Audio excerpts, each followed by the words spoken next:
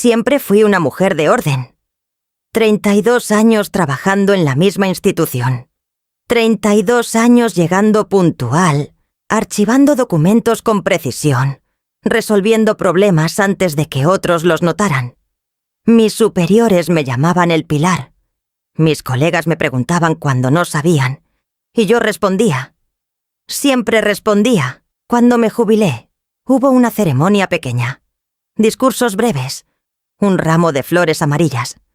Mi jefe dijo que dejaba un vacío imposible de llenar. Yo sonreí, recibí el ramo y pensé, ahora viene la vida tranquila que me merezco. Eso fue hace 4 años.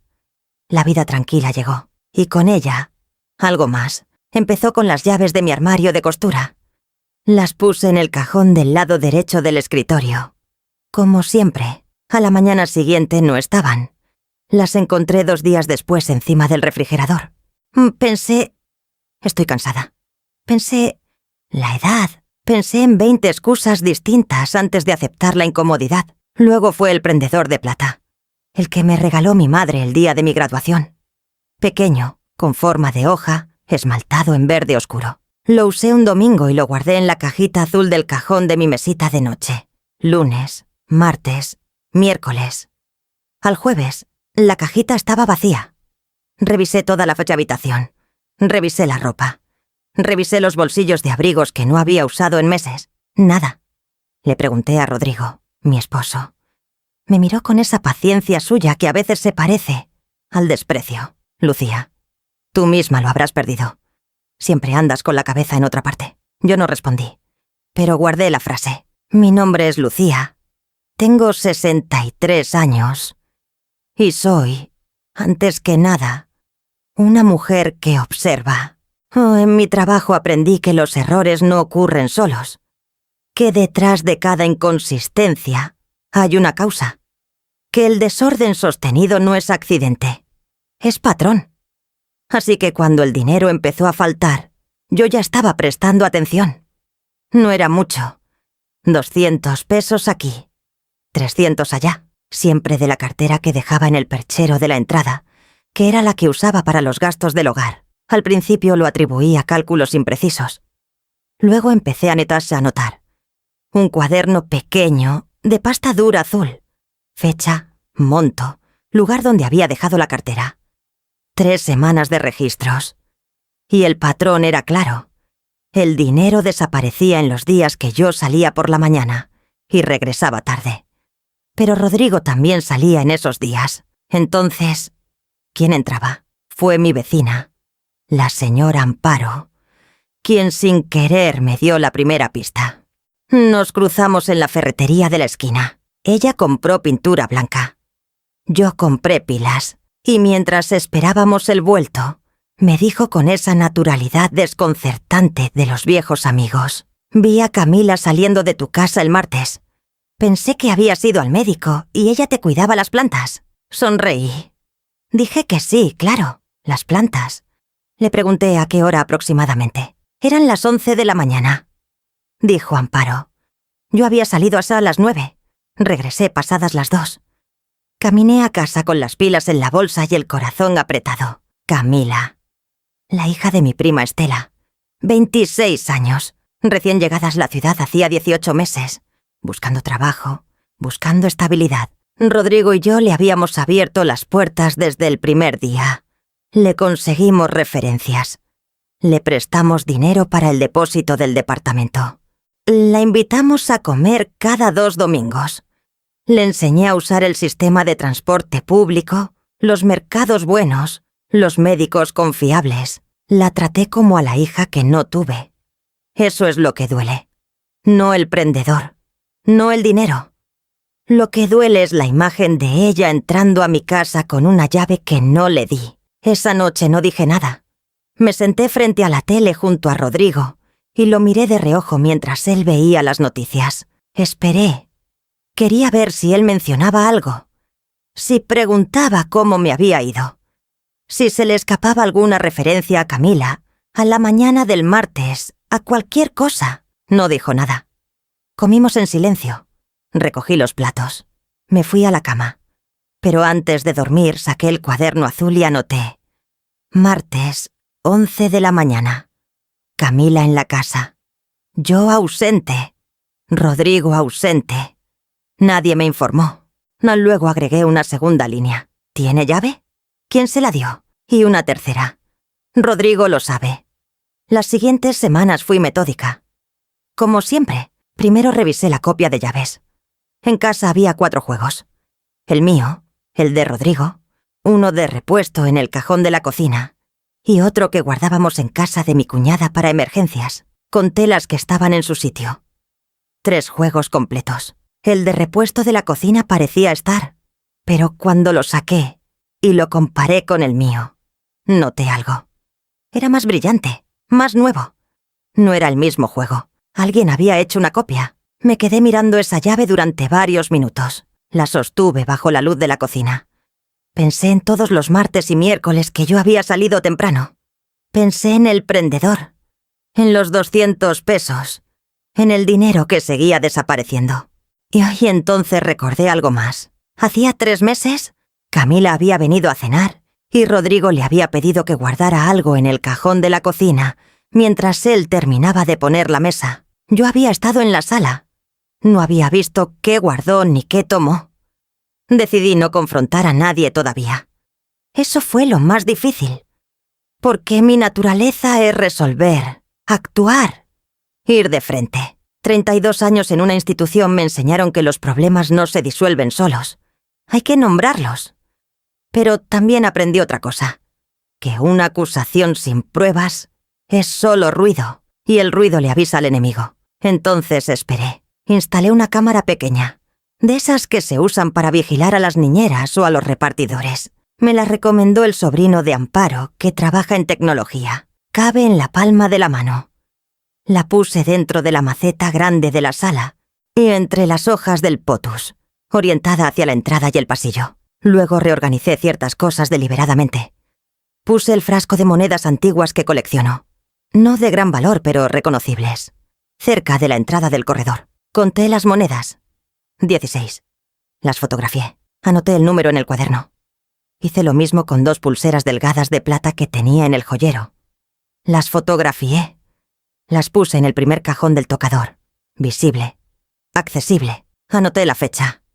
Y empecé a llevar registro de mis salidas. Cada vez que me iba por más de 2 horas, anotaba la hora de salida y de regreso. Lo mismo que la posición exacta de ciertos objetos en casa, descritos con detalle, como si redactara un inventario oficial, porque eso era exactamente lo que estaba haciendo. El primer video llegó una semana después. Era un martes. Yo había salido a las 10 de la mañana con mi amiga Consuelo a una exposición de artesanías en el Centro Cultural. Regresé a la 1:40. Esa noche revisé el video. Camila entró a las 11:17. Tenía llave. No tocó el timbre. No llamó. Entró como quien entra así a su propia casa. Estuvo adentro 22 minutos. Cuando salió, llevaba una bolsa de tela que no tenía cuando llegó. Me quedé mirando la pantalla. Vi su cara con claridad. Vi su ropa. Vi la bolsa. Vi la hora en el contador del video. No sentí rabia en ese momento. O quizás sí, pero debajo de algo más frío. Más sólido. Guardé el video en una carpeta cifrada en mi teléfono. Luego fui al tocador. Las 2 pulseras de plata habían desaparecido. Fui al corredor. El frasco de monedas tenía 12. Faltaban 4. Abrí el cuaderno azul y anoté todo con fecha, hora y detalle. Y en ese momento pensé: esto no termina aquí. Siempre hay un momento en que la sospecha se convierte en certeza. Para mí, fue esa noche frente a la pantalla, con el video pausado en el rostro de Camila, con el frasco de monedas en la mano, contando y recontando como si los números fueran a cambiar. No cambiaron. Me senté en el borde de la cama y estuve un buen rato sin moverme. Rodrigo dormía al otro lado del pasillo. Escuchaba su respiración pareja, tranquila, la respiración de alguien que no sabe nada o de alguien que duerme muy bien, sabiendo demasiado. Todavía no sabía cuál de las 2 era. Eso también lo ibas a descubrir. Al día siguiente actué con normalidad. Preparé el desayuno a la misma hora. Serví el café de Rodrigo sin que me lo pidiera. Pregunté si tenía planes para la semana. Él dijo que el miércoles tenía reunión con un arquitecto para un proyecto del edificio de su hermano. Jueves libre. Viernes iría al club con sus amigos de siempre. Anoté todo mentalmente. Luego, cuando él salió a comprar el periódico, revisé su teléfono. No lo había hecho nunca. En 41 años de matrimonio, nunca había revisado el teléfono de Rodrigo. No por ingenuidad, sino porque siempre creí que la confianza era una decisión, no una verificación constante. Pero la confianza, comprendí esa mañana, también puede ser una forma de ceguera. Encontré el hilo de mensajes con Camila en menos de 2 minutos. No era una conversación extensa. Rodrigo no es hombre de palabras escritas. Pero había suficiente. El jueves Lucía sale a las 9 con Consuelo. Llega tarde, tienen almuerzo. Gracias, tío. Y paso a recoger eso que me dijiste. Está en el cajón de arriba del ropero, pero lleva la llave por si acaso. Me quedé leyendo esos mensajes 3 veces. 4. Buscando otra interpretación. Buscando la posibilidad de que eso que me dijiste fuera algo inocente, algo prestado con mi conocimiento, algo que yo había olvidado. No la encontré. Rodrigo le había indicado a Camila cuando yo no estaba. Rodrigo le había dicho qué recoger. Rodrigo sabía. Guardé el teléfono exactamente donde lo encontré. Me lavé las manos. No sé por qué. Como si el gesto pudiera limpiar algo más que el jabón. Luego me senté en la silla de mimbre de la cocina, la que está junto a la ventana, y miré la calle sin ver nada. 41 años. No de un matrimonio perfecto. Nunca pretendí eso. Habíamos tenido nuestras temporadas difíciles, y nuestros silencios prolongados, nuestras peleas a media voz, para que los vecinos no escucharan. Pero yo siempre creí que debajo de todo eso había algo sólido. Un acuerdo tácito, una lealtad mínima. Lo que tenía en ese momento era otra cosa. Mi esposo le había dado a una muchacha de 26 años el mapa de mi casa y el horario de mi ausencia. ¿Por qué? Eso era lo que no terminaba de entender. Camila no era pobre. Tenía trabajo. Tenía departamento. No era una situación de desesperación extrema. Entonces, ¿qué era? ¿Codicia simple? ¿El placer fácil de tomar lo que no le pertenece?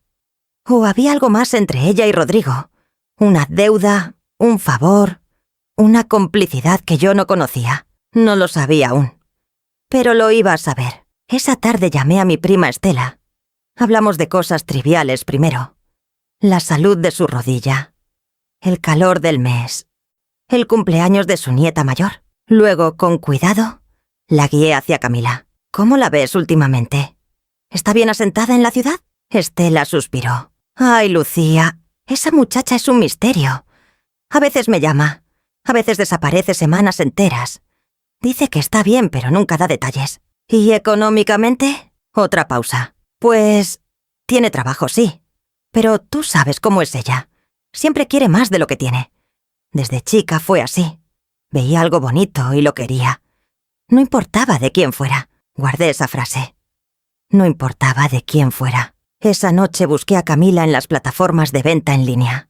Tardé 20 minutos. Usaba su nombre completo en el perfil, lo cual fue un error de principiante. Vendía ropa, algunos accesorios, cosas de decoración. Nada que llamara la atención a primera vista. Pero en las publicaciones más antiguas encontré algo. Un prendedor pequeño, con forma de hoja, esmaltado en verde oscuro. Lo puse en pantalla completa. Lo giré mentalmente. Lo comparé con la imagen que tenía grabada en la memoria desde hace décadas, desde la tarde en que mi madre me lo puso en la solapa y me dijo: «Esto es para que recuerdes que estudiar es la cosa más valiente que hizo nuestra familia». Era mi prendedor. Lo había vendido hacía 2 meses. El precio: 800 pesos. Vendido. Tomé una captura de pantalla. La guardé en la carpeta cifrada junto al video. Luego busqué más. Encontré 2 anillos que no reconocí de inmediato, pero que correspondían a la descripción de piezas que yo había notado como extraviadas en los últimos meses, y una pulsera dorada delgada que era, sin ninguna duda, la que mi cuñada Elena me regaló en mi último cumpleaños. Captura, guardar, anotar fecha y monto en el cuaderno azul. A la mañana siguiente, sin decirle nada a Rodrigo, fui a ver a Elena. Vive a 20 minutos en autobús. Tomé el de las 9. Llegué antes de que ella terminara el desayuno. La vi abrirme la puerta con cara de sorpresa, y algo en mí se tensó, porque no suelo aparecer sin avisar. «Lucía, ¿qué pasó? Nada grave», dije. «Pero necesito mostrarte algo». Nos sentamos en su cocina. Saqué el teléfono. Le mostré la foto de la pulsera en el perfil de ventas de Camila. Elena la miró un momento largo. Luego levantó los ojos hacia mí. «¿Esa es la que te regalé yo?» «Sí. ¿Cómo llegó ahí?» «Eso es lo que estoy documentando». Elena me miró con esa expresión que tienen las personas cuando procesan algo que no querían saber. Vi pasar por su cara la confusión, luego la indignación, luego algo más parecido a la vergüenza ajena. «Rodrigo sabe», dije. No era una pregunta. Elena no respondió de inmediato. Eso ya era una respuesta. «¿Cuánto sabes tú?», le pregunté. «Lucía...» «Elena, ¿cuánto sabes?». Ella bajó la vista hacia la taza de café. «Rodrigo me dijo hace como 2 meses que Camila estaba pasando por un momento difícil, que a veces le prestaba cosas tuyas para que las vendiera y así tener un poco más de dinero. Me dijo que tú lo sabías, que lo habían acordado». El silencio que siguió fue el tipo de silencio que ocupa el aire de una habitación como una presencia física. «Yo no sabía nada», dije finalmente. Elena me miró con algo que se parecía al dolor. «Lo imaginé», murmuró. «Pero no quise meterme». Se caminé de regreso a la parada de autobús con ese peso nuevo en el pecho. No era solo Camila. No era solo Rodrigo. Era que el engaño tenía más capas de lo que yo había calculado. Rodrigo no era un cómplice pasivo. Había construido una coartada. Había convencido a Elena de que yo estaba de acuerdo. ¿A quién más le había dicho lo mismo? ¿Cuántas personas de mi entorno creían que Lucía, la señora ordenada, la mujer de criterio, había acordado que le robaran sus propias cosas? Eso era lo que me revolvía el estómago. No el prendedor, no la pulsera, la versión de mí que Rodrigo había circulado sin mi permiso. Esa tarde llegué a casa antes de lo esperado. Rodrigo estaba en el teléfono cuando entré. Hablaba en voz baja, de espaldas a la puerta de la sala. Cuando me escuchó entrar, se cortó la llamada con una rapidez que habría pasado desapercibida para alguien que no estuviera prestando atención. «Llegaste temprano», dijo. «El almuerzo fue corto», respondí. Me fui a la cocina. Puse agua y a calentar. Escuché cómo él guardaba el teléfono en el bolsillo. Escuché sus pasos hacia el baño. Escuché el clic de la puerta. Tenía exactamente 2 minutos. Volví a la sala. Su chamarra estaba sobre el sillón. Revisé el bolsillo externo. Nada. El interno.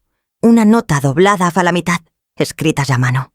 Letra que no era la de Rodrigo. «Tío, lo que quedó en el cajón, ya lo saqué. La semana que viene, si puede dejarme pasar el lunes, me llevó lo otro que me prometió. Lo otro que me prometió». Fotografié la nota. La devolví exactamente como estaba. Regresé a la cocina. Cuando Rodrigo salió del baño, yo ya estaba sirviendo el té. Esa noche, y mientras él dormía, abrí el ropero. El cajón de arriba, el que él había mencionado en el mensaje, está en el cajón de arriba. Lo revisé con cuidado. Ropa doblada, documentos viejos, una caja de botones que tengo desde hace años. Nada faltaba que yo pudiera identificar de inmediato. Pero en el fondo del cajón, debajo de una camisa vieja que Rodrigo nunca usa, encontré algo que no era mío. Un sobre pequeño, cerrado, con el nombre de Camila escrito afuera con la letra de Rodrigo. Lo sostuve un momento, lo pensé y lo abrí. Adentro había 3 billetes y un papel doblado. El papel decía: «Para el siguiente mes. Cuando puedas pasa por las cosas de la sala. Lo que acordamos. Cuídate». 3 billetes. Contabilicé el monto. Esa era una cantidad que yo reconocía, porque era casi exactamente lo que faltaba del sobre que yo guardaba para los gastos imprevistos del hogar. El que estaba en el cajón de mi escritorio. Rodrigo había tomado dinero de nuestros ahorros para dárselo a Camila. No era complicidad silenciosa. Era participación activa. Fotografié el sobre, los billetes y el papel. Los devolví. Cerré el cajón. Y fui al baño a lavarme la cara con agua fría porque necesitaba sentir algo concreto, físico, que me anclara al presente. Pasé las siguientes semanas sin cambiar nada en la superficie. Seguí haciendo el desayuno. Seguí yendo al mercado. Seguí llamando a Camila cada 10 días como siempre lo había hecho, con la misma calidez de siempre, preguntando cómo estaba, si necesitaba algo, si quería venir el domingo. Ella venía. Sonreía. Comía en mi mesa. Me besaba en la mejilla al llegar y al irse. Y yo sonreía de vuelta y registraba todo. Aprendí a hacerlo sin que se notara. Una foto discreta del bolso que traía. Una observación rápida si llevaba algo puesto que pudiera reconocer. Una anotación posterior en el cuaderno azul. Una vez, llegó con un collar de cuentas rojas que yo había tenido en mi joyero. No es una pieza cara, pero es reconocible. Se lo regalé a mí misma en un viaje hace 15 años. Lo compré en un mercado artesanal y nunca vi otro igual. ¡Qué bonito collar!, dije. «Gracias», respondió ella. Me lo encontré en una tienda de segunda mano. Sonreí. Anoté la fecha. El verdadero quiebre llegó un martes de lluvia. Yo estaba en casa ese día, cosa que Camila no sabía porque Rodrigo le había escrito por la mañana diciéndole que yo saldría a mediodía. Solo que yo no salí.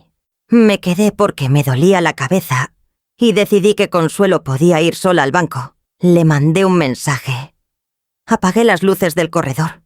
Me recosté en el cuarto con la puerta entreabierta.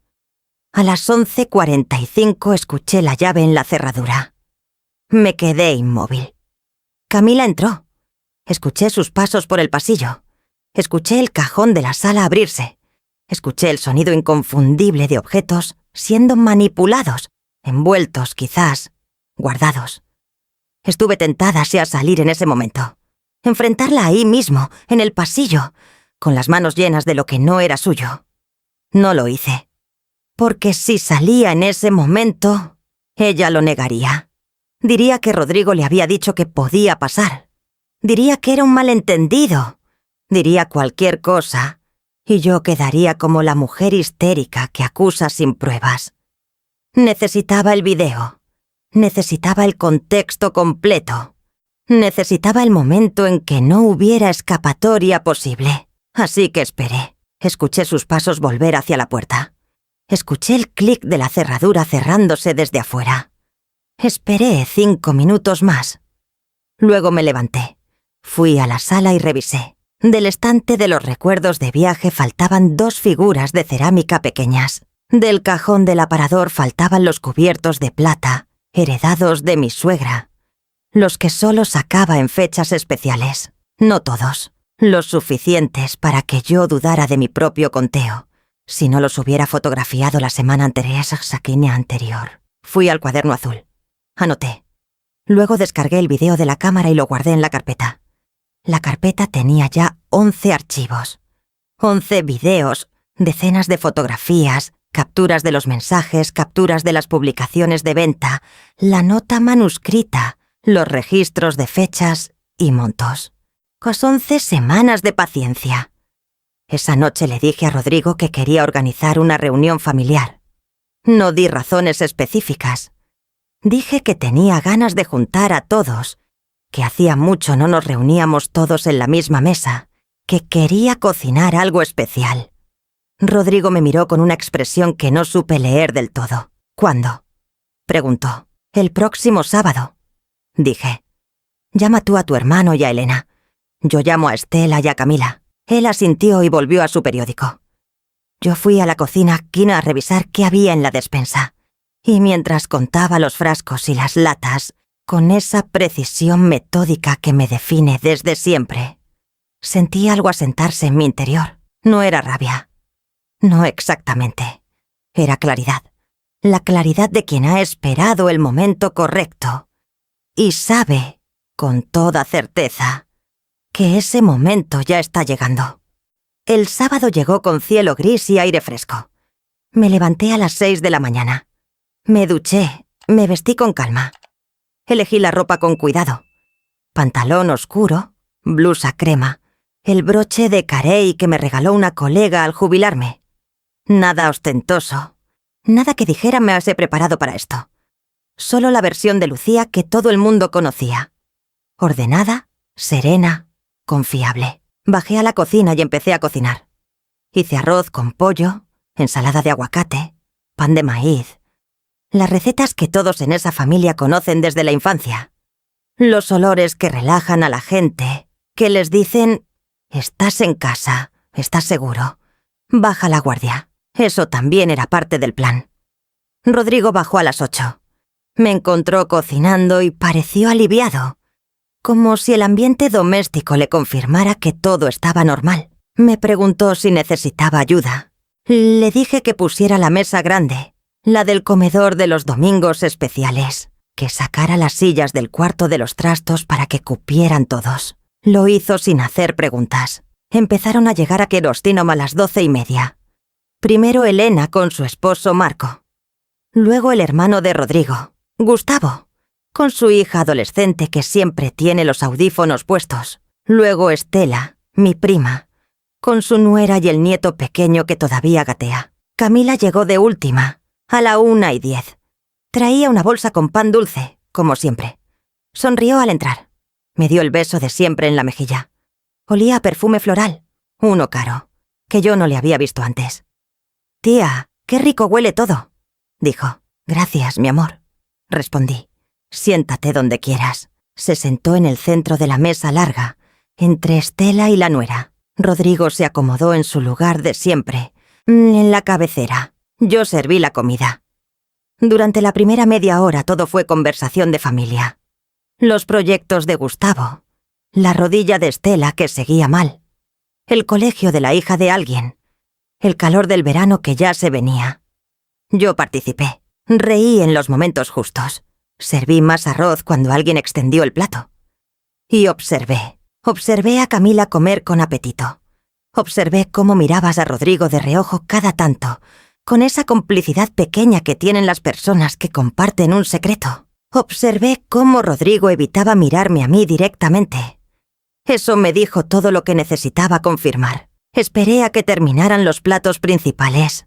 Esperé a que Estela contara el chiste largo de siempre, el que todos ya conocen, pero ríen igual. Esperé a que el nieto se durmiera en los brazos de su madre y la conversación bajara de volumen. Tomara ese ritmo suave de la sobremesa satisfecha. Entonces me levanté. Fui al cuarto. Tomé la carpeta. No era gruesa en apariencia.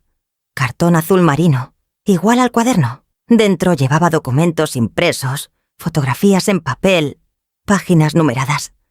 Había pasado 3 noches preparándola. Cada hoja en orden cronológico.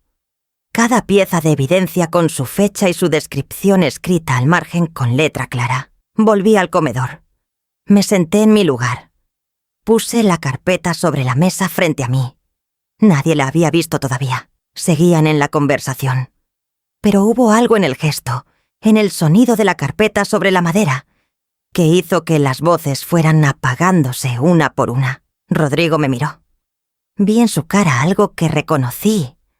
El comienzo del miedo. Camila bajó los ojos hacia la carpeta y los subió de nuevo hacia mí. Su expresión era neutra todavía. Entrenada. «Quiero hablar de algo», dije. Mi voz sonó tranquila. Eso me sorprendió un poco incluso a mí. He esperado el momento correcto. Este es el momento correcto. Empecé desde el principio. No con acusaciones, con hechos. Hace 11 meses noté que objetos de mi casa desaparecían. Pensé en el olvido, en el desorden, pero soy una mujer de orden. Así que empecé a registrar. Abrí la carpeta. Saqué la primera hoja. El registro del cuaderno azul, transcrito a limpio. Fechas, montos, objetos. 11 meses de anotaciones. Lo puse en el centro de la mesa. Nadie habló. Luego instalé una cámara en la sala. Saqué las capturas de pantalla impresas, una por una. Aquí hay 11 registros de entrada a mi casa en días y horas en que yo no estaba. En todos aparece la misma persona. Puse las fotografías sobre la mesa. Eran capturas claras. Fecha y hora visibles en el contador. La cara reconocible. Camila. 11 veces. Escuché a Estela soltar un sonido pequeño. No era una palabra. Era el sonido de quien recibe un golpe que no esperaba. Camila. La miré directamente. ¿Quieres decir algo antes de que continúe? Ella me sostuvo la mirada 2 segundos. Luego la bajó. Tía, yo todavía no he terminado. Dije. Saqué las capturas de los anuncios de venta en línea. Las puse con calma, una al lado de la otra. Este es mi prendedor, el que me regaló mi madre el día de mi graduación. Lo vendiste hace 2 meses por 800 pesos. Pausa. Esta es la pulsera que me regaló Elena para mi último cumpleaños. Misma plataforma, mismo perfil. Otra pausa. Este collar lo compré yo misma hace 15 años en un viaje. Me lo pusiste el domingo pasado y me dijiste que lo habías encontrado en una tienda de segunda mano. Saqué también la foto del collar. La foto era del domingo anterior. Yo la había tomado sin que nadie se diera cuenta mientras ella hablaba con Estela. Elena tenía la mano apoyada sobre la mesa y la había cerrado lentamente en un puño. Marco, su esposo, miraba a Camila con una expresión que no era amigable. Gustavo no decía nada, pero tampoco apartaba los ojos de la carpeta. Entonces llegué a la parte que más me había costado preparar. No porque fuera difícil de documentar, sino porque involucraba a Rodrigo. Hay algo más, dije, y es importante que todos lo entiendan. Porque no fue un acto solitario. Saqué la captura de los mensajes del teléfono de Rodrigo. Los había impreso en 2 hojas. Letra grande, clara, legible desde cualquier punto de la mesa. Los puse frente a todos. El jueves Lucía sale a las 9 con Consuelo. Llega tarde. Tienen almuerzo. Gracias, tío. Paso a recoger eso que me dijiste. Está en el cajón de arriba del ropero. Pero lleva la llave por si acaso. El silencio fue diferente esta vez. Más pesado. Con una textura distinta. Rodrigo no se movió. Lo vi de reojo. Tenía las manos sobre sus rodillas y miraba la mesa como si pudiera volverse parte de la madera. Rodrigo le informaba a Camila cuando yo no estaba. Le indicaba qué tomar. Y en algún momento también le dio, o permitió, que hiciera una copia de la llave de mi casa. Saqué la llave nueva. Esta es esa copia. La puse sobre la mesa. Luego saqué la fotografía del sobre con el dinero y la nota manuscrita. Y esto lo encontré en el cajón de nuestro ropero. Dinero de los ahorros del hogar, con instrucciones escritas para Camila sobre qué llevarse la siguiente vez. Camila habló primero. Tía, escúchame. No fue lo que parece. Yo estaba en un momento muy difícil y... Camila, no alcé la voz. Tengo 11 videos. Tengo los anuncios de venta con fechas y montos. Tengo mensajes. Tengo la llave. Tengo la nota. No me estés explicando lo que parece porque tengo todo lo que es. Ella cerró la boca. Estela tenía los ojos llenos de lágrimas. No de tristeza, creo. De vergüenza. Estela, dije más suave. Tú no sabías. Eso lo sé. Mi prima asintió sin poder hablar. Elena sí supo algo. La miré. Rodrigo le dijo que yo había dado mi permiso. Eso también es un dato importante. Elena abrió la boca. Lucía, yo debí haberte preguntado directamente. Lo sé. No lo hice. Y eso estuvo mal. Sí, dije. Estuvo mal. No lo dije con crueldad. Lo dije como lo que era. Un hecho. Rodrigo no había dicho una sola palabra. Lo miré. 41 años de matrimonio. La cara que había visto cada mañana al despertar. La cara que conocía mejor que la mía propia, en ciertos aspectos. Rodrigo, dije. ¿Tienes algo que decir? Él levantó los ojos hacia mí. Y en ese momento vi algo que no esperaba. No vi defensa, ni vi rabia. Vi un hombre que sabía que no tenía ningún lugar a donde ir con la verdad. Lucía, empezó. Le dijiste hasta a Elena que yo lo sabía y que lo había aprobado. Pausa larga. Sí. ¿Le diste a Camila acceso a mi casa? Sí. ¿Tomaste dinero de los ahorros del hogar para dárselo a ella? Otra pausa. La más larga. Sí. El comedor estaba completamente en silencio. El nieto dormía. Los demás parecían haber dejado de respirar. ¿Por qué?, pregunté.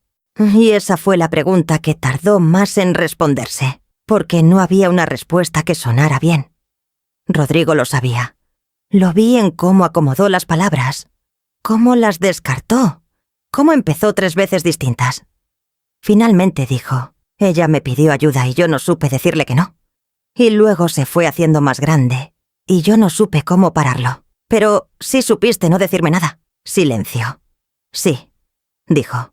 Eso sí, lo supe. Hubo un momento después de eso en que la sala se llenó de voces superpuestas. Estela le dijo algo a Camila en voz baja que no escuché, pero cuyo tono no dejaba lugar a dudas. Marco le preguntó a Elena algo en voz igualmente baja. Gustavo se paró y fue hacia la cocina. Creo que para no estar en el centro de la escena, yo recogí mis documentos con calma. Los ordené. Los volví a guardar en la carpeta. Camila dijo, con voz que ya no era segura: «Tía, lo voy a reponer todo. Puedo pagarte lo que... No se trata de dinero». La interrumpí. Aunque el dinero también importa.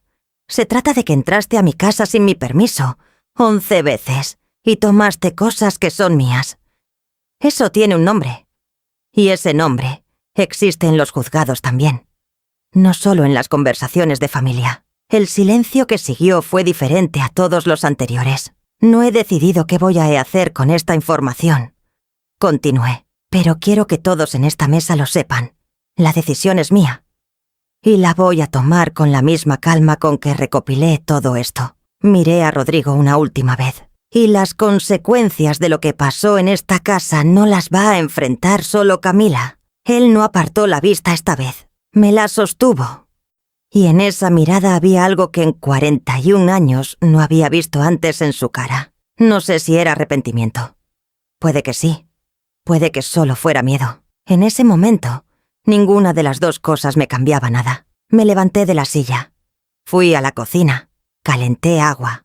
Preparé café. Serví en tazas pequeñas porque la sobremesa, en esta familia, siempre termina con café aunque el ambiente sea un desastre. Algunos lo tomaron. Otros no. Camila se fue sin terminarlo. Se despidió de Estela con un abrazo corto. Y a mí me dijo tía, en voz baja, sin terminar la frase. Yo asentí sin hablar. Los demás se fueron despidiendo de a poco. Elena me abrazó en la puerta con más fuerza que de costumbre. No dijo nada. No hacía falta. Gustavo me estrechó la mano antes de salir, algo que nunca hace, y me dijo: «Hiciste bien, Lucía». No respondí. Solo asentí. Cuando cerré la puerta y quedé sola con Rodrigo en el comedor, el silencio era distinto a todos los del día. Era el silencio de algo que no tiene reversa. Él seguía sentado, con las manos apoyadas en la mesa. La misma posición de hace 40 minutos. «¿Qué va a pasar ahora?», preguntó. «No lo sé todavía», respondí. «Pero lo que sí sé es que nada va a seguir como si esto no hubiera ocurrido». Tomé la carpeta azul. La guardé en el cajón de mi escritorio, el mismo donde antes guardaba el dinero que desaparecía. La cerré con llave. Me fui al cuarto. Me senté en el borde de la cama, en el mismo lugar donde semanas atrás había visto el video por primera vez, y por primera vez en meses. No anoté nada en el cuaderno. No hacía falta. Todo estaba dicho. Los días que siguieron fueron extraños. No hubo gritos. No hubo portazos. Y no hubo ninguna de las escenas que uno imagina cuando piensa en el derrumbe de algo que llevaba décadas construido. Solo silencio. Un silencio funcional. Casi clínico. Rodrigo se levantaba, desayunaba, salía. Yo me levantaba, hacía mis cosas. Seguía con mi vida. Nos cruzábamos en la cocina con la cortesía fría de 2 personas que comparten un espacio, pero ya no comparten nada más. A veces él intentaba empezar algo. Una frase a mitad de cena, un comentario sobre las noticias, una pregunta sobre si necesitaba algo del supermercado. Yo respondía: lo necesario, nada más. Sin cerrar la puerta del todo, pero sin abrirla tampoco. Necesitaba ese tiempo para pensar, no para decidir si lo perdonaba o no. Esa pregunta me parecía en ese momento demasiado grande y demasiado prematura. Lo que necesitaba era entender qué quería para mi vida a partir de ese sábado, no en función de Rodrigo, no en función de Camila, en función de mí. Eso era algo que llevaba mucho tiempo sin hacerme. 4 días después de la reunión familiar me llamó Estela. Atendí en la sala sentada en la silla junto a la ventana, la misma donde me había sentado tantas veces a procesar cosas difíciles. «Lucía», dijo. Su voz sonaba agotada. «Quiero pedirte perdón. Estela, tú no hiciste nada. Hice algo peor. La crié sin enseñarle bien los límites. Siempre le justifiqué todo. Siempre dije que era joven, que ya aprendería, que la vida la iba a ir moldeando». Hubo una pausa larga. «Camila lloró 2 días», continuó. «No porque le duela lo que te hizo, o al menos eso creo. Lloró porque la descubriste. Esa es la diferencia, Lucía. Y me duele decirlo, pero es la verdad». Yo no respondí de inmediato. Miré por la ventana. Un gato cruzaba la calle con esa indiferencia absoluta que tienen los gatos. «¿Qué va a hacer ella ahora?», pregunté. «No sé». Le dije que tiene que hablarte. Que tiene que hablarte de verdad. No para salvarse, sino para dar la cara. No sé si vaya a hacerlo. «Si lo hace, la voy a escuchar», dije. «Pero no le voy a prometer nada». Estela exhaló. «Eso es más de lo que merece», dijo. «Gracias, Lucía. Camila llamó el jueves. No en persona. Por teléfono, con voz pequeña, como si hubiera encogido desde el sábado. Tía, ¿puedo verte? ¿Para qué, Camila?» Silencio breve. «Para explicarte algunas cosas. No para pedirte que me perdones todavía. Solo para que sepas». Lo pensé un momento. «El viernes a las 10, dije. «En la cafetería de la avenida. No en mi casa. Sí. Ahí estaré». Llegué 10 minutos antes y pedí un café negro. Camila llegó puntual por primera vez en los 2 años que la conocía. Eso me dijo algo. Vino sin bolsa de pan dulce, sin el perfume caro, sin la sonrisa de siempre. Traía el pelo recogido y la cara sin maquillaje, y parecía más joven así, o quizás solo más honesta. Se sentó frente a mí. Pidió agua. Hubo un momento de silencio inicial que ninguna de las dos intentó llenar con cortesía. «Empieza», dije. Ella apoyó los codos en la mesa y juntó las manos. «Cuando llegué a esta ciudad, no tenía nada», dijo. «Eso tú lo sabes. Lo que no sé si sabes es cuánto me costaba aceptar eso. Porque en mi familia siempre fui la que iba a triunfar, la que ibas a salir adelante. Mi mamá lo decía desde que yo tenía 10 años. Y cuando llegué aquí y vi lo difícil que era todo, lo lento que era todo, sentí una desesperación que no supe manejar. La escuché. «Tu tío», siguió, y noté que ya no decía tío Rodrigo, sino tu tío, con esa distancia nueva. Me ofreció ayuda desde el principio. Al comienzo era dinero prestado, cosas pequeñas. Luego me dijo que, si necesitaba algo más, que él podía conseguirlo. Un día me dijo que había cosas en la casa que no usaban, que si las vendía nadie lo iba a notar. ¿Y tú le creíste? Ella me miró. Le quise creer. Es diferente. Ese matiz me detuvo. Porque era honesto. Más honesto de lo que esperaba. ¿Sabías que él no tenía mi permiso? Pausa. Al principio me dijo que sí lo tenía. Que tú eras generosa y que si él te pedía algo para mí, tú siempre decías que sí. Bajó la vista. Después de las primeras veces, empecé a dudar. Porque tú nunca me mencionabas nada. Nunca me decías, «Oye, llévate tal cosa». Era siempre él, el que me contactaba. Siempre cuando tú no estabas. ¿Y seguiste? Sí. Lo dijo sin adorno. Sin excusa. Solo sí. ¿Por qué? Porque ya me había acostumbrado a tener más. Y porque él me lo facilitaba. Y porque soy cobarde, tía. No de la manera en que la gente habla de cobardía. Cobarde de esa otra forma. La de alguien que sabe que está haciendo mal y mira hacia otro lado porque es más fácil seguir que parar. Tomé un sorbo de café. La miré durante un momento. Había algo en lo que estaba diciendo que era cierto. Podía reconocerlo. Pero la verdad de sus palabras no borraba el peso de sus actos. Esas son 2 cosas distintas Y a veces la gente las confunde. Cree que reconocer un error lo cancela, que la sinceridad es el pago completo de la deuda. No lo es. ¿Sabes cuánto tiempo me llevó recopilar todo lo que puse en esa mesa? Pregunté. Ella negó con la cabeza. 11 semanas. Cada martes, cada miércoles que yo salía y volvías a encontrar algo fuera de lugar. Yo anotaba. Cada video que guardé lo verifiqué 3 veces antes de imprimirlo. Cada captura de tus anuncios de venta la feché. Hice una pausa. ¿Sabes por qué hice todo eso en lugar de confrontarte de frente la primera semana? ¿Por qué? Porque si te hubiera confrontado sin pruebas, tú y Rodrigo habrían dicho que estaba confundida, que era la edad, que siempre fui demasiado detallista. Y yo habría quedado como la mujer mayor que ya no tiene bien la cabeza. Así que esperé. Y documenté. Y me aseguré de que cuando llegara el momento, no hubiera manera de que nadie en esa mesa pudiera decir que no fue así. Camila me miraba con algo en la cara que tardé un momento en identificar. Era respeto. Tardío. Pero era respeto. «No tengo cómo devolverte el prendedor», dijo.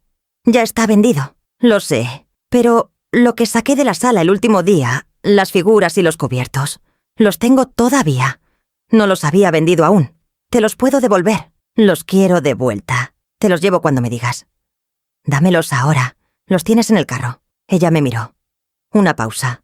Luego asintió. «Sí. Los tengo en el carro». Fuimos juntas al estacionamiento. Sacó una bolsa del maletero. Adentro estaban las figuras envueltas en papel periódico y los cubiertos de plata en una bolsa de terciopelo azul, que era mía. Los tomé. Los revisé uno por uno. ¿Falta algo? «No», dijo. «Todo está». Cerré la bolsa. «¿Qué va a pasar, tía? ¿Me vas a denunciar?» La miré directamente. «Todavía no lo he decidido. Lo que sí te digo es que si vuelves a acercarte a mi casa sin mi invitación explícita, lo decido en ese momento. ¿Entendiste? Sí. Y Rodrigo ya no te va a dar información sobre mis horarios, porque Rodrigo ya no tiene esa información para dar. Lo que pase entre él y yo es una conversación aparte. Pero tú y yo terminamos aquí». Camila asintió. Tenía los ojos brillantes, pero no lloró. Bien. No quería su llanto. «Lo entiendo», dijo. Me di vuelta. Caminé de regreso a la cafetería. Pagué el café. Tomé mi bolsa y salí a la calle. No miré hacia atrás. Esa tarde, cuando llegué a casa, Rodrigo estaba en el sillón de la sala. Me vio entrar con la bolsa y supo de inmediato qué era. Lo vi en cómo se tensó, en ese movimiento casi imperceptible de la mandíbula que tenía cuando algo lo incomodaba. Puse la bolsa sobre la mesa del comedor. «Los cubiertos de tu madre», dije. «Y las figuras del estante». Él no dijo nada. Me senté frente a él, no en el sillón de al lado, sino en la silla recta, la que no invita a la comodidad. «Rodrigo, necesito que hablemos». «Sí», dijo. «Lo sé». «No de Camila, de nosotros». Él asintió lentamente. «Cuéntame por qué», dije. «No la explicación de la semana pasada, la de verdad. ¿Por qué se lo permitiste? ¿Por qué me lo ocultaste? ¿Por qué construiste esa historia para Elena de que yo lo había aprobado?» Rodrigo se tomó su tiempo. Eso en él siempre había sido una virtud. La pausa antes de hablar. La deliberación. Pero ahora me preguntaba si detrás de esa pausa no había también cálculo. «Camila me pidió ayuda en un momento en que yo no estaba bien», dijo finalmente. «¿Qué significa que no estabas bien?» «El año pasado, cuando los médicos dijeron lo del corazón, que tenía que operarme o que en algún momento iba a tener un evento serio. Lo miré. No sabía nada de eso». «¿Cuándo fue eso?» «Hace 14 meses. El cardiólogo Venegas. Fui solo porque no quería preocuparte». El suelo de la conversación cambió debajo de mí. Sin advertencia. ¿Solo? ¿Fuiste al cardiólogo solo y no me dijiste nada? Tú acabas de jubilarte. Estabas en ese período de adaptación. Yo no quería... Rodrigo. Me detuve. Respiré. ¿Qué decidiste hacer? Esperar. El médico dijo que había margen, que con medicación y cambios podía posponerse. Así lo hice. Pero durante esos primeros meses yo estaba muy asustado. Y Camila notó algo. Me preguntó. Y yo le conté. «Le contaste a ella y no a mí». No era pregunta. Sí. ¿Por qué? Una pausa larga. Porque contigo siempre fui el que resuelve. El que no necesita ayuda. El que está bien. Y con ella era diferente. Era alguien de afuera que no me exigía nada. Lo miré durante varios segundos. Y de ahí nació todo lo demás. Ella empezó a pedirme cosas pequeñas. Dinero para el alquiler un mes. Luego más. Luego me dijo que necesitaba más, pero que no quería pedirme dinero directamente. Que si había cosas en la casa que no usaran. Y yo... Se detuvo. Fui cediendo. Cada vez un poco más. Y para cuando me quise dar cuenta, ya era demasiado para confesar. ¿Demasiado para confesar? ¿O demasiado cómodo para parar? Esa pregunta lo golpeó. Lo vi. Las dos cosas. Dijo en voz baja. Me levanté. Fui a la cocina. Bebí agua despacio. Desde la ventana de la cocina se veía el patio trasero. Las macetas que yo cuidaba. El limonero que había plantado hacía 10 años y que ahora daba frutos sin que nadie le prestara mayor atención. 41 años. No de un matrimonio que yo hubiera imaginado perfecto, pero sí de uno donde yo había creído que existía un acuerdo fundamental. El de la honestidad mínima. El de avisarse las cosas importantes. El de no construir mundos paralelos dentro de la misma casa. Ese acuerdo se había roto. No de golpe. Se había ido deshilachando silenciosamente, mientras yo documentaba los martes y los miércoles, sin saber todavía cuánto había debajo. Volví a la sala. ¿La operación? Pregunté. ¿Qué pasó con eso? La hice en febrero. Aquí en la ciudad, ambulatoria. Le dije que iba a revisarme la vista. Febrero. Yo había ido con Consuelo a visitar a su hermana 3 días. Rodrigo había dicho que aprovechaba para arreglar unas cosas en casa. ¿Salió bien? Sí. El médico dice que está estable. Me alegra, dije. Y era verdad. A pesar de todo, era verdad. Esa noche dormimos en la misma cama, pero con ese espacio nuevo entre nosotros, que no tiene nombre exacto. No es enemistad. No es indiferencia. Es la distancia que queda cuando algo se rompe y todavía no se sabe si va a soldarse o si simplemente va a quedarse así. 2 partes de una cosa que fue entera. Yo me quedé mirando el techo en la oscuridad. Pensé en el prendedor de mi madre que ya no iba a recuperar. Pensé en la versión de mí que Rodrigo había circulado sin mi permiso. La mujer que había acordado que le robaran sus cosas. Pensé en los 11 videos en la carpeta cifrada. Pensé en Camila con la bolsa de tela saliendo por la puerta de mi casa 11 veces. Y pensé en algo que me había dicho mi madre muchos años atrás. En una de esas conversaciones que uno no sabe, que vaya a recordar hasta que la recuerda. Me había dicho, Lucía, el silencio es una virtud hasta que se convierte en cómplice. Aprende a distinguir cuándo es uno y cuándo es el otro. Yo había aprendido, solo que tardé demasiado en aplicarlo. A la semana siguiente hice 2 cosas. La primera, consulté a una abogada, una mujer recomendada por la hija de Amparo, especialista en Derecho Civil y Familia. Me reuní con ella 1 hora y media. Le conté todo. Le mostré la carpeta. Ella revisó los documentos con atención profesional, sin gestos exagerados, con esa calma que tienen las personas acostumbradas a escuchar historias complicadas. Al final me dijo, «Tienes suficiente para proceder si quieres. El robo reiterado con acceso al domicilio está documentado. Los mensajes prueba complicidad. El material de venta establece el destino de los objetos. Si decides presentar una denuncia, la carpeta que tienes es sólida. Y si no quiero llegar a eso, también tienes suficiente para hacer un acuerdo extrajudicial. Que ella reconozca los hechos por escrito, que establezca un compromiso de restitución económica por lo que no puede devolver físicamente. Eso queda en un documento legal que puedes usar si en algún momento cambia de postura. Quiero eso, dije. Por ahora, quiero eso. La abogada asintió y empezamos a preparar el documento. La segunda cosa que hice fue hablar con el cardiólogo. Llamé a la clínica. Me identifiqué como la esposa de Rodrigo Salinas. Pedí una cita de seguimiento. La secretaria no puso objeción. Fui sola, sin decírselo a Rodrigo. El médico era un hombre de unos 50 años, serio, con la pared llena de títulos enmarcados. Me miró cuando entré con una expresión que mezclaba sorpresa y algo parecido a la incomodidad. «Señora Salinas, su esposo no nos informó que vendría usted». «Mi esposo no lo sabe», dije. «Necesito entender qué pasó y qué sigue». Me explicó. Sin dramatismo, pero sin minimizar. El procedimiento de febrero había sido exitoso. Rodrigo estaba en control. Tomaba medicación. Los indicadores eran estables. No había urgencia, pero sí cuidados permanentes. «¿Por qué no me lo dijo?», pregunté, aunque no era una pregunta para el médico. Él no respondió eso. Se limitó a decir que algunos pacientes procesaban el miedo de maneras distintas. Salí de la clínica con algo nuevo. No era compasión exactamente. Era más parecido a contexto.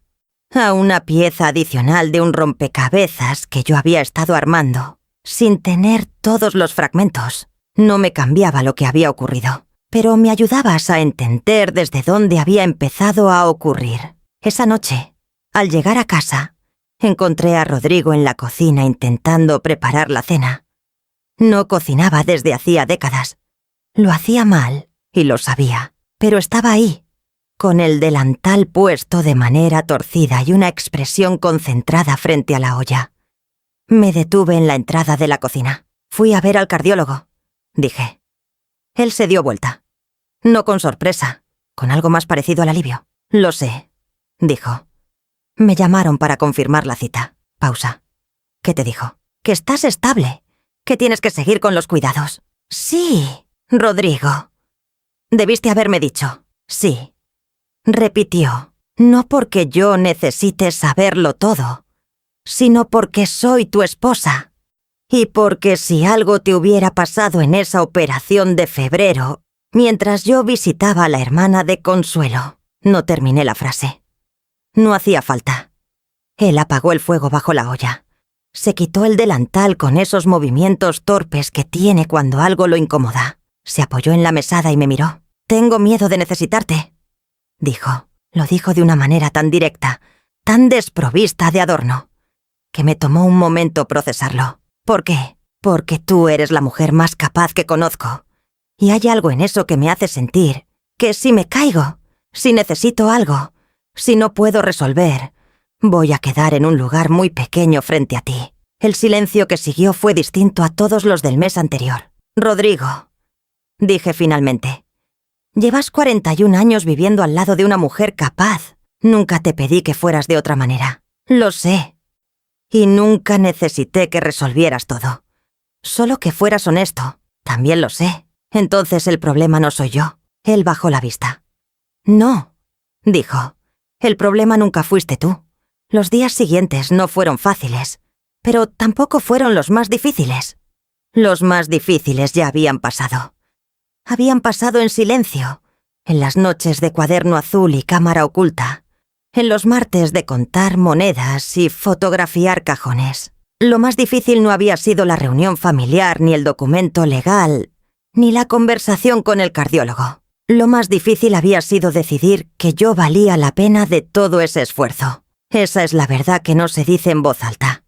Que hay un momento, cuando alguien te falla de una manera profunda, en que la primera duda no es sobre ellos, es sobre ti. Te preguntas si exageraste, si interpretaste mal, si hay algo en ti que invita al menosprecio, algo que comunica sin palabras que puede ser ignorada, que tus cosas no importan, que tu casa es de todos menos tuya. Yo tuve esa duda. Durante semanas la tuve. Y luego la deshice, pacientemente, de la misma manera en que había deshecho todo lo demás, con hechos. El documento con Camila quedó listo 10 días después de mi reunión con la abogada. Era un acuerdo de reconocimiento de hechos y compromiso de restitución. 3 páginas. Lenguaje claro. Sin calificativos innecesarios. Sin drama. Solo la descripción objetiva de lo ocurrido y las condiciones acordadas. Camila lo firmó. Lo hizo en la oficina de la abogada, sin su madre y sin abogado propio. porque cuando le sugerimos que consultara uno, dijo que no hacía falta.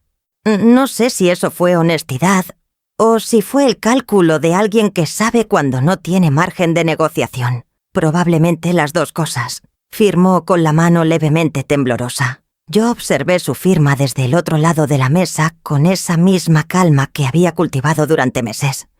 Cuando terminó, me miró. «Esto es todo, tía. Esto es todo por ahora», dije. «Si se cumple lo acordado, no hay más. Y si no, tienes la carpeta como recordatorio de lo que existe». Ella asintió. No dijo nada más. Salimos del edificio por puertas distintas. Antes de continuar, si esta historia te está llegando de verdad, suscríbete. Lo que viene ahora cambia todo. Lo de Rodrigo fue más largo. No porque hubiera más que resolver en términos legales, sino porque lo que había entre nosotros no cabía en un documento de 3 páginas. 41 años no caben en ningún documento. Empezamos a chihablar. De verdad, quiero decir, no las conversaciones funcionales de siempre. No el intercambio de información doméstica que muchas parejas confunden con comunicación. Hablo de sentarse y decir las cosas que duelen y escuchar las que duelen también. Él me habló del miedo al corazón, del diagnóstico que había recibido solo en esa sala de espera clínica, con un médico que le explicaba porcentajes y riesgos, con la misma neutralidad con que uno habla del tiempo. De cómo salió a la calle después y no supo a dónde ir. De cómo llegó a casa y me encontró cocinando y pensó, si se lo digo, esto cambia. Y eligió que no cambiara. ¿Preferiste cargar con eso solo antes que cambiar algo? Le pregunté. Sí. En ese momento sí. ¿Y ahora? Ahora veo que la carga se fue a otro lado. Que no desaparece porque no la nombres. Solo cambia de forma. ¿Eso era verdad? Lo reconocí. Le hablé yo también. Le hablé de lo que había sentido esos meses de Cuaderno Azul. No solo la rabia o la traición, también el agotamiento. El peso de ser la que nota, la que documenta, la que mantiene el orden mientras otros descuidan el suyo. La sensación de que mi atención y mi cuidado eran tan constantes que se habían vuelto invisibles, que nadie los veía porque siempre habían estado, como el agua del grifo que uno usa sin pensar en que alguien la hace llegar. Te di por sentada, dijo Rodrigo. Sí, eso no tiene excusa. No, pero tiene explicación. Y entender la explicación me ayuda a decidir qué hacer con esto. Lo que decidí hacer con esto fue no decidirlo deprisa. Eso también lo aprendí tarde, que hay decisiones que necesitan tiempo y que darse ese tiempo no es debilidad ni indecisión. Es respeto por la propia vida. No le pedí a Rodrigo que se fuera, pero tampoco fingí que todo estaba igual. Lo que hicimos, sin haberlo acordado explícitamente, fue empezar de una manera diferente.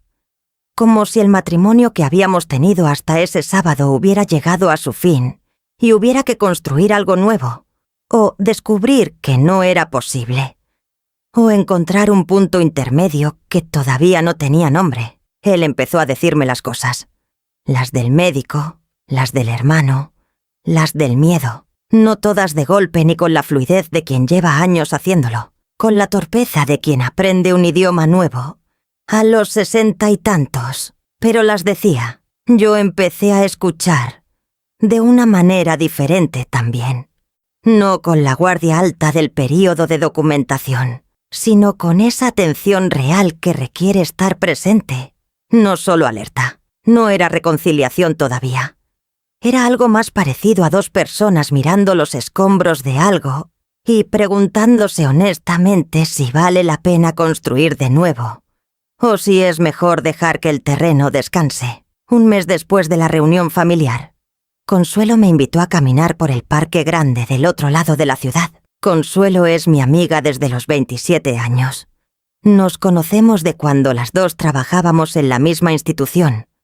Ella en el área de recursos y yo en administración. Hemos atravesado juntas divorcios ajenos, muertes de padres, enfermedades, jubilaciones. Ella sabe leer mi silencio mejor que nadie. Caminamos media hora antes de que me preguntara algo. ¿Cómo estás, Lucía? De verdad. Me detuve un momento frente a una fuente. El agua caía con ese sonido constante que limpia el ruido de todo lo demás. Estoy bien, dije. No perfectamente bien, pero bien en el sentido de que soy yo la que estoy parada aquí, no una versión reducida de mí que aguanta. Soy yo entera. Consuelo me miró con esa expresión que tiene cuando algo le suena verdadero. ¿Y Rodrigo? Estamos en proceso, dije. No sé cómo termina, pero estamos en un proceso honesto, que es lo único que puedo pedir. ¿Y Camila? Camila firmó un documento. Cumplió con la primera parte del acuerdo económico la semana pasada.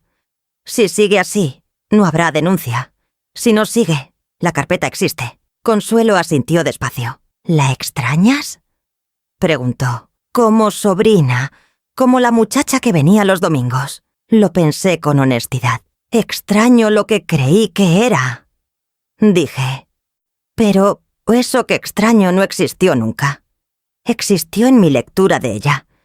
Y despedirme de una ilusión no es lo mismo que perder a una persona real. Si estás escuchando esta historia desde un país cuyo nombre lleva la letra E, suscríbete y déjame en los comentarios tu país. Quiero ver cuántas mujeres estamos aquí, todavía aprendiendo a decir basta. 3 meses después de aquel sábado, una mañana de martes, sin nada especial, Rodrigo desayunó y antes de levantarse de la mesa dijo: Lucía, quiero pedirte perdón. No como parte de una conversación, no como respuesta a algo que yo hubiera dicho. Solo así, directo, en el silencio de la mañana con el café todavía caliente. No por Camila solamente, continuó, por haberme escondido, por haber construido algo a tus espaldas en lugar de decirte que estaba asustado, por haber pensado que era más fácil que no lo supieras. Lo miré. ¿Qué quieres que te diga yo?, pregunté. Nada que no sea verdad. Eso me pareció bien.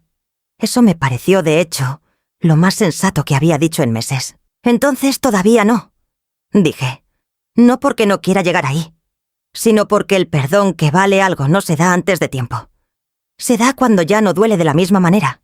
Y todavía duele. Él asintió. ¿Cuándo ya no duela, me lo dices? Te lo diré, prometí. Hubo una cosa más que hice esos meses y que nadie sabe excepto Consuelo. Empecé a escribir. No un diario, no memorias, no nada formal. Solo páginas sueltas donde ponía en orden lo que había pasado y lo que estaba pensando. Empecé con los hechos, como siempre hago. Y fui derivando hacia algo más difícil. Las preguntas que no tienen respuesta en una carpeta documentada. ¿Por qué me costó tanto creer que algo estaba mal cuando los primeros indicios eran claros? ¿Qué parte de mí prefirió la explicación cómoda durante esas primeras semanas? ¿Cuántas veces en 41 años había elegido el silencio cuando debía haber hablado? No sobre Camila, sino sobre mí, sobre lo que necesitaba, sobre lo que me pesaba. No encontré respuestas limpias, pero el solo hecho de hacerme las preguntas fue útil, porque me mostró que lo que había ocurrido no era solo la historia de una traición externa, era también la historia de una mujer que había confundido la fortaleza con la autosuficiencia, que había creído que necesitar era una forma de debilidad, que había mantenido tanto orden en el exterior, que había descuidado revisar si por dentro todo seguía en su lugar, pero había cosas que necesitaban ser movidas. Hoy es un martes ordinario. Me levanté temprano, como siempre. Preparé café. Abrí la ventana del cuarto para que entrara el aire de la mañana. El limonero del patio tiene 3 limones nuevos, pequeños todavía, de ese verde que promete. La cámara del Potus ya no está. La saqué hace 6 semanas. No la necesito más. El cuaderno azul lo guardo en el cajón del escritorio, junto a la carpeta. No los voy a tirar. Son parte de lo que ocurrió, y lo que ocurrió me pertenece. No para cargarlo a todas partes, sino para saber que existe, que fue real, que yo lo viví y lo resolví. Rodrigo bajó a desayunar mientras yo terminaba el café. Se sentó. Me preguntó si había dormido bien. Le dije que sí, Me preguntó si quería salir el fin de semana al mercado de artesanías del Parque Sur. Le dije que lo pensaba. No es la misma dinámica de antes. Es más lenta, más cuidadosa.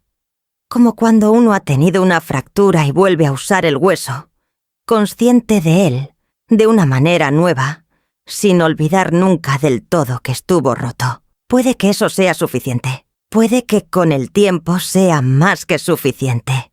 Todavía no lo sé. Lo que sí sé es esto. Soy una mujer de 63 años que trabajó 32 en la misma institución, que crió una casa, que quiso bien a personas que no siempre lo merecieron, que calló cuando debió hablar y habló cuando ya no había otra opción, y que cuando la vida le puso delante algo que no podía ignorar, no entró en pánico. No actuó por impulso. No gritó en el momento equivocado, ni se desmoronó en el momento en que otros esperaban que lo hiciera. Observó, documentó, esperó el momento correcto y luego habló, con toda la evidencia sobre la mesa y la voz tranquila de quien no necesita convencer a nadie de lo que ya está probado. Hay personas que confunden eso con frialdad, que piensan que una mujer que no llora en el momento del golpe es una mujer que no siente. Se equivocan. El llanto vino después, en privado, en las noches sin testigos. Y también vino la risa, extrañamente. La risa de quien comprende que sobrevivió algo que parecía más grande que ella y descubre que no lo era. No era más grande. Nunca lo fue. Hay una última cosa que quiero decir. Para las que están escuchando esto y reconocen algo, no necesariamente lo mismo, no el mismo tipo de traición ni los mismos personajes, sino esa sensación de fondo, ese ruido bajo que no puedes ignorar aunque lo intentes, esa incomodidad que llevas semanas o meses callando porque no quieres parecer difícil, porque no quieres equivocarte, porque el costo de estar en lo correcto también da miedo. El silencio es una virtud hasta que se convierte en cómplice. Aprende a distinguir cuándo es uno y cuándo es el otro. No te pido que actúes deprisa. Te pido que no confundas la paciencia con la resignación, que documentes si necesitas documentar, que esperes el momento correcto si el momento correcto todavía no llegó, pero que cuando llegue, abras la carpeta. Que cuando llegue, hables. Tu voz tiene el peso de todo lo que guardaste mientras esperabas. Úsalo. Si esta historia te movió algo por dentro, dale like para que llegue a más mujeres que la necesitan. Y cuéntame en los comentarios, ¿hubo un momento en tu vida en que tuviste que elegir entre el silencio y la verdad? ¿Qué elegiste? Yo te estoy leyendo. El limonero del patio dio sus primeros limones maduros un jueves de mañana. Los vi desde la ventana de la cocina mientras esperaba que hirviera el agua. 3 limones amarillos, firmes, colgando de las ramas con esa gravedad tranquila de las cosas que llegaron a su tiempo. Los fui a cortar con la tijera de jardín. Los puse en el frutero de cerámica verde que tengo en la mesada y me quedé mirándolos un momento antes de seguir con el día. Pequeñas cosas. Eso es lo que te devuelve a ti misma cuando todo lo demás ha estado en movimiento durante meses. No los grandes gestos ni las resoluciones solemnes. El limón que maduró porque alguien lo regó sin saltarse un día, aunque tuviera la cabeza en otro lugar. Yo lo había regado. Incluso en los peores meses. Incluso los martes que llegaba a casa a revisar videos y contar cubiertos, antes de abrir el cuaderno azul, pasaba por el patio y le echaba agua al limonero. Eso también soy yo. Eso también importa. Fue Consuelo quien me dijo algo que no olvidé. Fue en uno de esos almuerzos que tenemos cada 2 semanas, en el restaurante pequeño de la calle Quinta, donde nos conocen de tanto ir. Yo le estaba contando cómo iban las cosas con Rodrigo, el proceso lento, las conversaciones nuevas, la distancia que se acortaba poco a poco sin que nadie la empujara demasiado. Consuelo me escuchó con esa atención suya que nunca interrumpe antes de tiempo. Cuando terminé me dijo: «Lucía, ¿tú sabes lo que hiciste?» «¿A qué te refieres? No solo con Camila, con todo». Hizo una pausa. «Tú tomaste algo que te estaba destruyendo por dentro y lo convertiste en un proceso. Lo ordenaste, lo nombraste, lo llevaste al lugar donde tenía que estar». Me miró. «Eso no lo hace todo el mundo. Hay personas que se quedan años cargando lo que tú resolviste en 11 semanas. No fue tan ordenado como suena desde afuera». Dije: «Nunca lo es, pero el resultado es el mismo». Tomó su vaso. «¿Sabes cuántas mujeres de nuestra edad están en situaciones parecidas y no tienen ni idea de que pueden hacer lo que hiciste tú?» No respondí eso, pero lo guardé. 4 meses después del sábado de la reunión familiar, recibí una transferencia bancaria. Era de Camila. El monto correspondía exactamente a la segunda parte del acuerdo, tal como estaba estipulado, sin nota adjunta, sin mensaje, y solo el dinero en la cuenta, puntual, el día acordado. Le envié un mensaje breve a la abogada para notificarla. Ella respondió con un escueto: «Perfecto, lo registro». No llamé a Camila. No le envié ningún mensaje. No había nada que decir que no estuviera ya dicho, o documentado, o acordado. Lo que existía entre nosotras había quedado reducido a sus términos más exactos. Una obligación cumplida, un acuerdo en curso. Nada más. Hay personas que me preguntarían si eso me entristece. Si no hay algo en mí que lamenta lo que pudo haber sido, la relación que creí tener con esa muchacha durante 1 año y medio, los domingos, el pan dulce, los consejos sobre la ciudad nueva. La respuesta honesta es: sí, algo lamenta. Pero lo que lamenta no es la pérdida de Camila. Es la pérdida de la versión de ella que yo había construido en mi cabeza. Y eso, y como ya aprendí, no es lo mismo que perder a una persona real.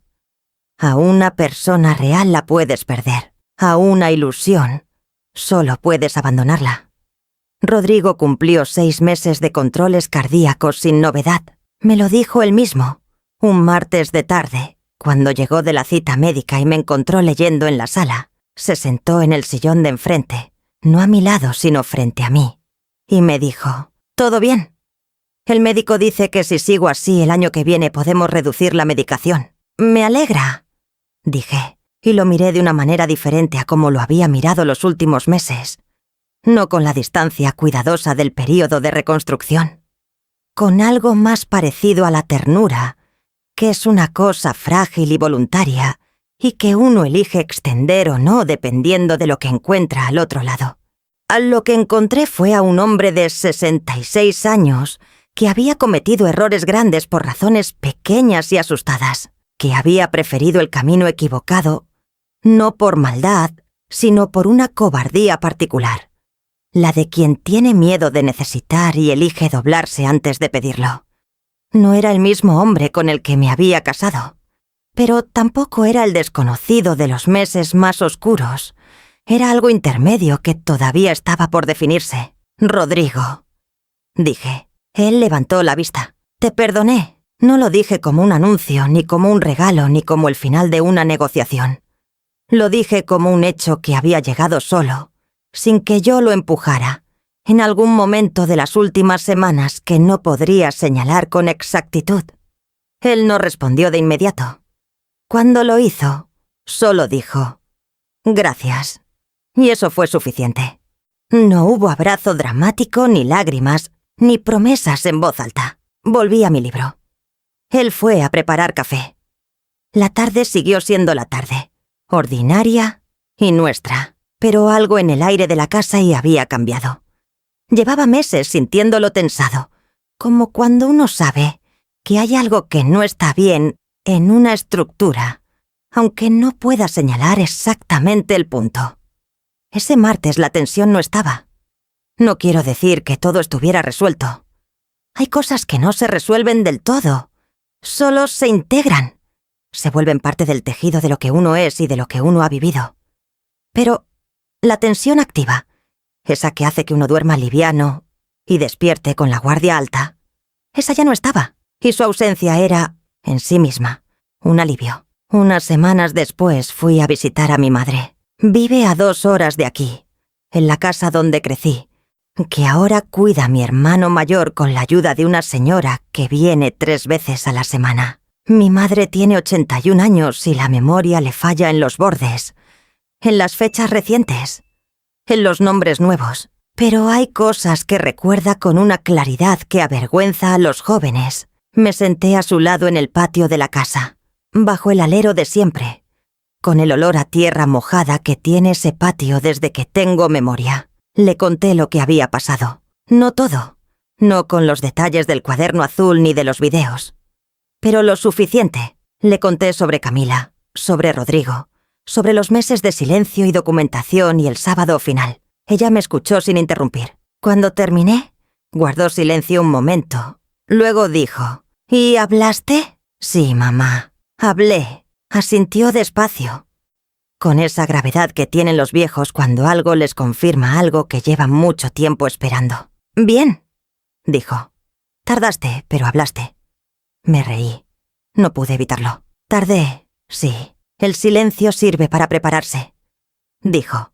No para quedarse. Lo repetí mentalmente varias veces mientras tomábamos el café. Lo repetí en el camino de vuelta.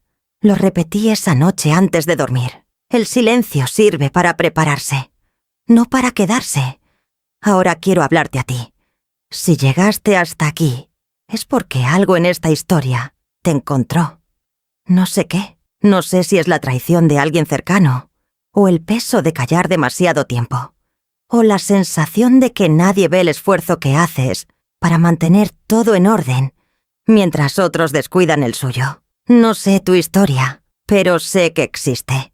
Y sé que hay mujeres que están ahora mismo en el punto donde yo estaba hace un año, con las dudas del principio, con las excusas que nos damos para no nombrar lo que ya sabemos, con el miedo de que si hablamos quedemos como las difíciles, las exageradas, las que no saben perdonar. Perdonar no es callar. Eso lo aprendí tarde, pero lo aprendí. Perdonar es una decisión que tomas tú, en tu tiempo, cuando ya tienes claridad, no cuando alguien te lo pide. No cuando el ambiente familiar se pone incómodo. No cuando el silencio es más fácil. Cuando tú estés lista. Cuando hayas visto todo lo que hay que ver y lo hayas nombrado con la claridad que merece. Entonces, si quieres perdonar, perdona. Y si todavía no puedes, no finjas que puedes. Date el tiempo. Documenta si hace falta. Espera el momento correcto. Y cuando llegue, abre la carpeta. Tu voz tiene el peso de todo lo que callaste mientras esperabas. Úsalo. El prendedor de mi madre no lo voy a recuperar.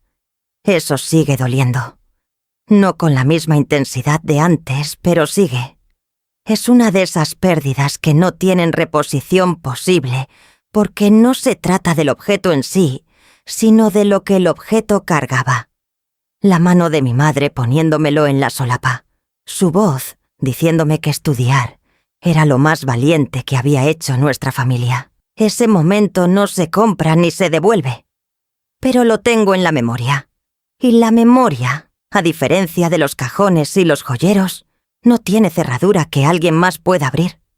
Lo que fue mío de verdad sigue siéndolo. Esta mañana me levanté temprano otra vez. Café, ventana abierta, el aire fresco de la hora en que la ciudad todavía no ha terminado de despertarse. El limonero del patio.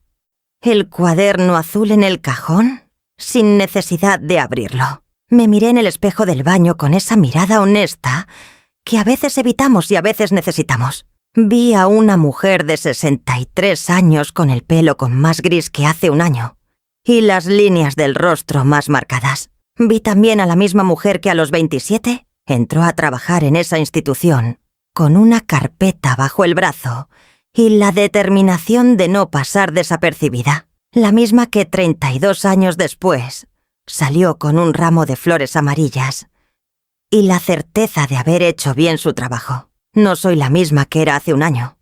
Nadie que atraviesa algo así sale siendo la misma. Pero soy más yo que nunca.